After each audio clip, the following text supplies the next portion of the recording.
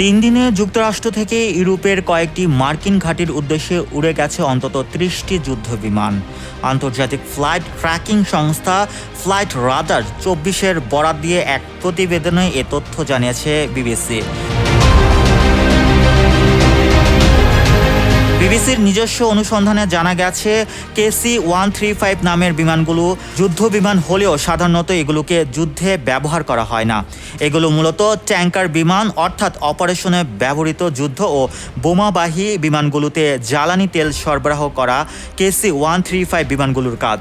Spain, Scotland এবং ইংল্যান্ডের মার্কিন ঘাঁটিগুলোর উদ্দেশ্যে এই বিমানগুলো উড়ে গেছে বলে জানতে পেরেছে বিবিসি।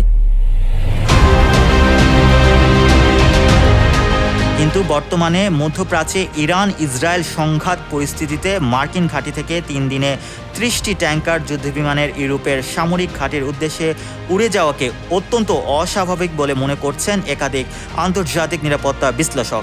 যুক্তরাজ্য ভিত্তিক থিঙ্ক ট্যাঙ্ক সংস্থা রয়্যাল ইউনাইটেড সার্ভিস ইনস্টিটিউট রুসির জ্যেষ্ঠ কর্মকর্তা জাস্টিন ব্রঙ্ক বিবিসিকে এ প্রসঙ্গ বলেন, ইরান ও ইসরায়েলের সংঘাতের বর্তমানে যে অবস্থা তাতে ইতোমধ্যে আঁচ পাওয়া যাচ্ছে যে সামনের সপ্তাহগুলোতে তা আরও ব্যাপক আকারে নেমে আসবে। আর সংঘাত ঘনীভূত হলে যে কোনো সময় ঢুকে পড়বে যুক্তরাষ্ট্র।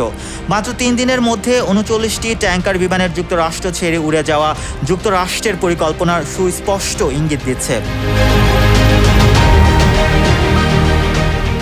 Mohammad Rasel, news 21 international desk.